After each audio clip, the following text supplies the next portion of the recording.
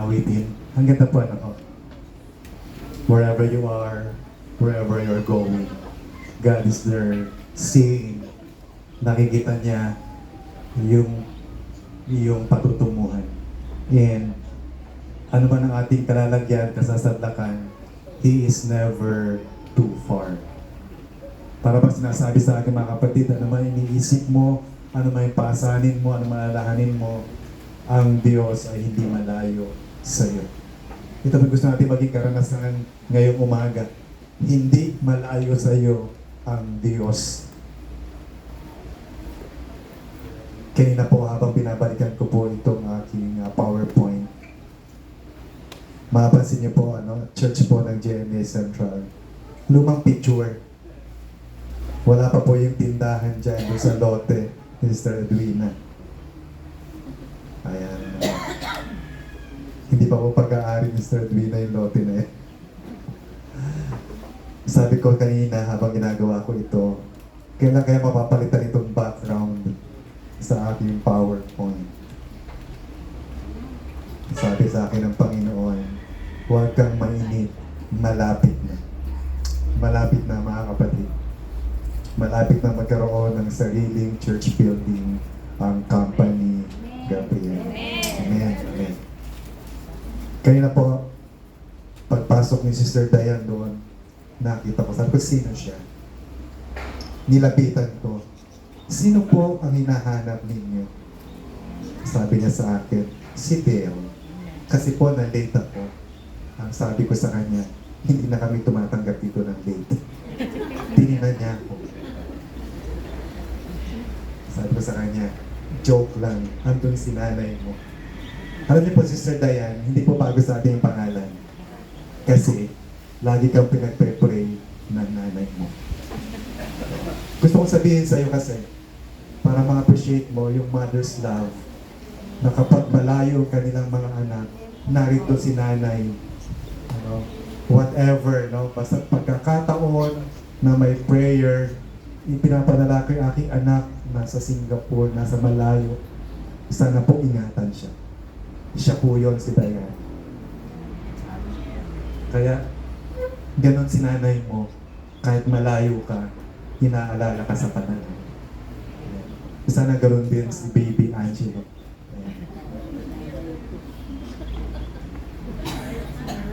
Okay. Hindi po ako mahilig magpaiyak, Sister Wawi. Na-appreciate ko lang yung ganito pagkakataon. I want them to know that they were appreciated, that someone is praying for them.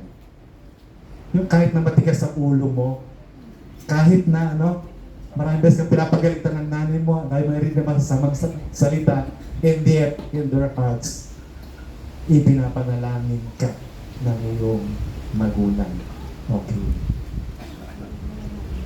Ang ating pong paksa ay 4 principles in winning life's trials. Sino na po ang hindi nakasubok ng trials? Ako rin po. Marami pong trials. At alam niyo po, one of the beauties ng banal na kasulatan ay meron siyang mga tips, mga formula, paano tayo haharap sa mga pagsubok ng buhay. Ito po yung hango sa 2 Chronicles chapter 20 verses 1 to 3. Naalala ko yung mga Gabriel, nako si Brother Alex. Magbabasa na naman to ng verse. Hindi yung basta verse. 30 verses. Mga kapatid, okay. Mamaya po basahin niyo itong verses 1 to 30. Ang gagawin ko po ngayon, iingganyuhin ko kayo na basahin ito. Parang pelikula. Ang tawag po doon ay thriller? Trailer. Yun. Okay. So, ano po itong 2 Chronicles 21 to 30? Sino po nakakaalam? May premyo po kayo mamaya. May premyo po kayong, ano nga? Si Sir Debbie, lagi may pa-premyo yan kapag ka Saturday. Second Chronicles chapter 20, Second Chronicles chapter 20 verses 1 to 30. Ito po yung kasaysayan ni ni Hari Jehoshaphat na hari ng Judah. Ang Israel po ay nahati sa dalawang kaharian. Israel doon sa north, sa south ang Judah. At alam niyo po, they enjoyed the protection and blessing of the Lord. Kaya lang minsan isang umaga, mayroong isang messenger na nagsabi, Haring Jehoshaphat, ano, may masamang balita. Anong balita? May 3 grupong kaharian na sasalakay sa atin. Ano? Yan. Okay po. Okay. 3 kaharian, ano po? Moabita, Amonita, at saka yung mga taong galing ng Seir. Ayan, ano ho? 3. Dati, manalo sila sa isang kalaban. Sabi nga, hirap na hirap. Ngayon, 3 nagsanib. Nagsanib puwersa. Yung 3 para salakayin ang Huda. At sabi ni Hari Jehoshaphat, Panginoon, bakit ganon? Hindi pa ba sapat na kami ay naging tapat sa iyo? At alam niyo mga kapatid, ano? Iniisa-isa ni Hari Jehoshaphat yung kanilang kasaysayan. Hanggang sila'y makalabas, makapunta doon sa Promised Land, pinaghati-hatian yung lupain, kung paano sila nanalo sa mga dating kaaway. At may isang propeta na nagsalita. Ano para pa ng propeta? Sige. Hindi po yung propeta. Ako. Mamaya, ano yan, kasama dun sa excitement, sino kayong pangalan ng propeta nito na sinabi, Hari Jehoshaphat, huwag kang matakot, sabi ng Diyos. Ayan. At alam nyo, sabi ni Hari Jehoshaphat, sige, simula sa araw na ito, tayo mag-aayuno at tayo'y mananalangin. Kakaiba ano po? Pag ikay sinasalakay, anong gagawin mong preparation? Diba? Pakakainin mo dapat yung mga sundalo mo, yung mga sandata mo, ihahanda mo, kasi may parating na kaaway. Si Hari Jehoshaphat ang ginawa niya, mag-ayuno at manalangin. Dahil sabi nung isang propeta, mananalo kayo. Pinanghawakan ni Hari Jehoshaphat. At alam nyo, pagkatapos ng pag-aayuno, sabi ni Hari Jehoshaphat, sino mga magaling umawit dyan? Lahat ng mga magaling umawit dito sa unahan. Yung sinasabi ni Brother Peter kanina, ano, na sa battlefield may awitan. Pag nakapanood po kayo ng war movie na merong French soldiers, makakita po kayo ng isang lalaki na pumipito sa harapan ng mga soldiers. Yan, ako. Sa kapanahunan nito, lahat ng mga galing umawit, mga awit, sila yung una doon sa pila na haharap doon sa 3 kaharian. Nung araw po mga kapatid, ano ho, pumipili sila ng patag na lupa at doon sila nag-uubusan. Matira matibay. Ganun po ang gera. Okay. At sila, ano ho, itong mga Hudyo, mga taga-Huda, sila po ay nagmarcha, sa unahan nila yung mga awit. At alam niyo po, pag-ahon nila, pagdating sa kapatagan, ang daming tao. Ang sabi po sa tala, kaya lang mga nabuwal na. Ang nakita nila, mga patay ng Moabita, patay ng Amonita, patay ng mga taga-Seir. Yun pala, ano, sila nagpatayan. Kaya pagdating nila doon, nung nagulat sila, asa ng kaaway, patay na lahat. At ang ginawa nila, alam niyo, yung sam-sam na lang yung kanilang inuwi. Iniisip ko tuloy, yung mga singer siguro, nung sila'y papunta sa laban, iba yung tono siguro ng kanilang boses. Ano? Teka, away ito. Mabubuhay pa kaya tayo rito pagkatapos itong laban na ito. Pero nung pauwi na siguro, ang dami nang dalang mga samsam, iba na siguro yung kasiglahan sa pag-awit. Ano? Wala nang kaaway, patay ng lahat. Meron pa tayong mga samsam. Okay. Awit ng pagtatagumpay. Yun po yung trailer. Kaya basahin niyo po yung Chronicles, 2 Chronicles chapter 20 verses 1 to 30. Balik po tayo sa 4 principles in winning life's trials. Number 1 principle po mga kapatid. Principle number 1.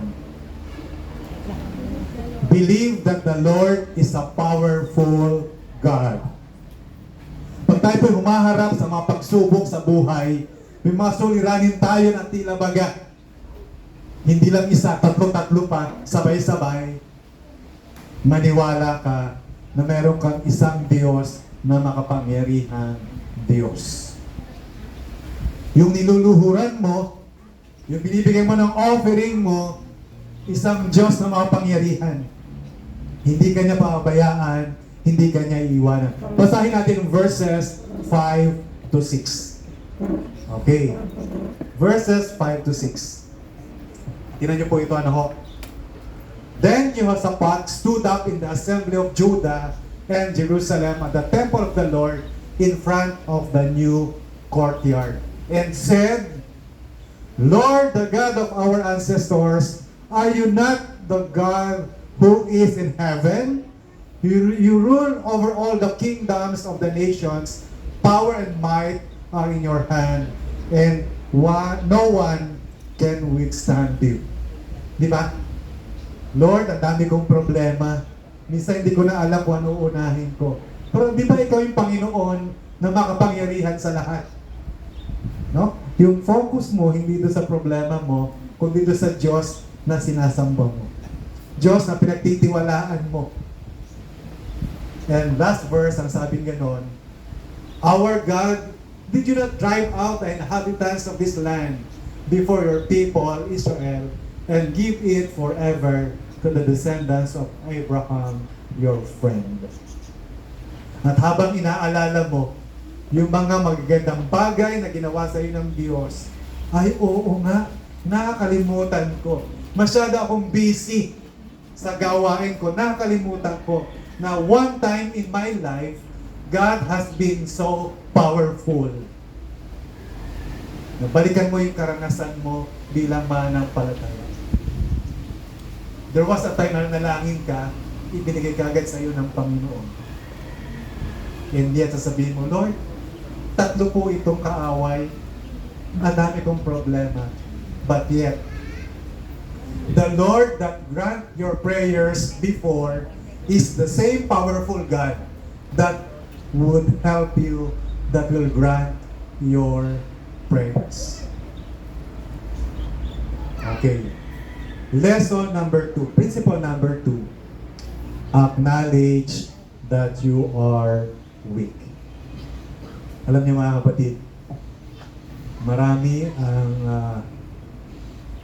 nalulunod sapagkat iniisip nila na marunong silang lumangoy at kayang-kaya. Alam niyo po, di ba? Yan lang? Kaya yan?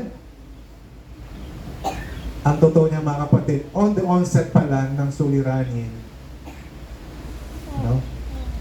When I am weak, then you are strong. Hindi natin maranasan yung kalakasan ng Diyos kasi masyado tayong believe sa ating mga sarili. Di ba? Kaya naman ang pera ko sa bangko yan. May savings naman ako. Hindi problema yan.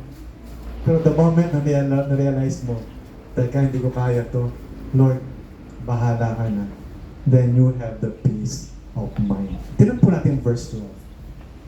Sabi po sa verse 12, Our God, will you not judge them? For we have no power to face this vast army that is attacking us. We do not know what to do, but our eyes are on you. Lord, ang bigat ng problema na to. Hindi ko kaya to, Lord. Pero, sa iyo ako nakatingin. And all of us has experienced yung mabibigat ng problema. But the more you focus on God, doon ka sa Kanya tumitingin na gumagaan yung problema. No? God, ikaw ang nagdala sa akin dito, ikaw ang mag-aalis. Sabi nga ng isang quotation, God will not lead you to a place where His grace cannot reach you. Tandaan mo yan. No? Hindi ka papahintulutan ng Diyos na malagay sa isang lugar na kung saan yung kanyang biyaya ay hindi ka kayang abutin. Ano man ang daladala mo ngayong umaga, ano man ang suliranin mo, ano man yung burden mo, ano man yung hinaing mo, merong Diyos na gusto kang tulungan kung aaminin mo lang sa iyong sarili that you need God in your life sa iyong problema. Principle number 3, mga kapatid. Narinig na natin ito nung isang araw, Sister Christy. Remember that the battle is not yours, but the Lord's. Yung dalawang problema ngayon, yung pasanin mo, yung nagpapabigat sa puso mo, hindi mo laban yan, laban ng Diyos. Nung mawalan ako ng trabaho, at si Adrian ay nasa 3rd year, College of Medicine, wala na akong pampaaral. Sabi ko, Lord, ikaw nagdala sa kanya doon, bahala ka na. Bahala ka na. Nakatapos, hindi galing sa akin ang pera na patapos sa kanya. May ginamit ang Panginoon para mag-sponsor. Nakatapos, nakapag-board exam, ayun. Kaya sabi ko sa kanya, hanapin mo yung kalooban ng Diyos para sa iyo. We're not given a blessing na hindi, gagamitin ng Diyos to bless others. Okay. Basahin po natin yung verse 15. Ayan. Sabi ng propeta, nalaman niyo na yung pangalan? Ano ang pangalan? Eliezer. Propeta Eliezer. Sabi ganon, he said, listen, King Jehoshaphat, and all who live in Judah and Jerusalem.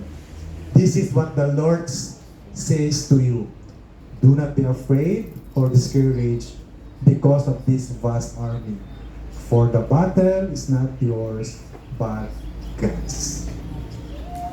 Naroon po tayo sa gitna ng malaking suliranin na tila baga lunod na tayo. Minsan hindi mo na alam talaga. Wala ka ng options. Ang sabi, alalahanin mo, the battle is the Lord's. Ang pakipagbaka ay sa Diyos. Ang pakipagbaka ay sa Diyos. Ngayong umaga, mga kapatid, kung may nagpapabigat man sa iyo, iniisip mo na walang solusyon yung kalagayan mo, dalhin mo sa Panginoon. Siya ang makipagbaka para sa iyo. And lastly, mga kapatid, principle number 4, face the trial bravely. Matapang ka, hindi dahil malakas ka, hindi dahil meron kang kakayanan, kundi malakas ka, harapin mo ang problema kasi kasama mo ang Diyos. Diba? Sabi nga ng isang quotation na basa ko. Ano po? Don't tell them how big is your problem. Tell your problem how big is your God. Ganda, no? Hindi pag-uusapan kung malaki ang problema mo.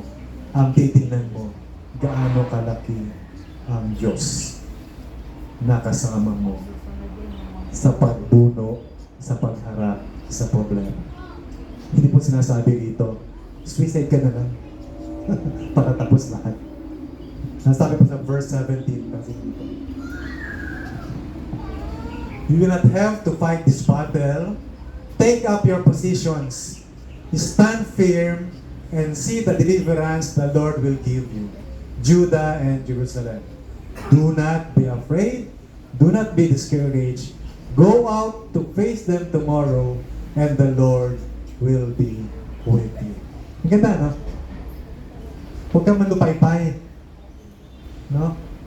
Huwag kang magkulong dyan sa bahay mo. Huwag kang magkulong sa kwarto mo. No? Huwag kang matulog maghapon. Harapin mo yung problema mo kasi ang sabi the Lord will be with you. Mga kapatid, ngayong umaga, ano man yung iniisip natin na after this, paano na ako? Marami akong problema, Brother Alex, kala mo ba? Pangiti-ngiti lang ako sa iyo. May pinapasan ako. Minsan nga, nagkakaroon ako ng self-pity. Pero this morning, muli, pinapanariwa ng Panginoon.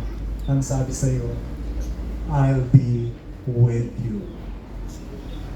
This battle, this problem, this situation is my battle, not yours.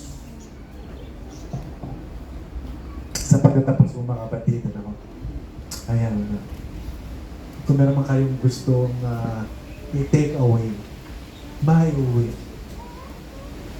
Meron po tayong 4 principles. Number 1, believe that the Lord is a powerful God. Number 2, acknowledge that you are weak. Number 3, remember the battle is not yours but the Lord's. Number 4, face the trial bravely. At mamaya po, after lunch, basahin niyo po yung 2 Chronicles chapter 20 verses 1 to 30. At nakikita niyo, when we were called to be His children, nung kayo'y dinala po dito, hindi nagkataon that you'll be listening this message. Alam ng Diyos ang ating pangailangan. At sa Biblia, sa banal na kasulatan, makakasumpong tayo ng maraming formula, maraming kaparaan. Nawa po mga kapatid, muli, sa lugar na ito, naranasan natin paano tayo kinausap ng ating Diyos. Happy Sabbath po muli mga kapatid.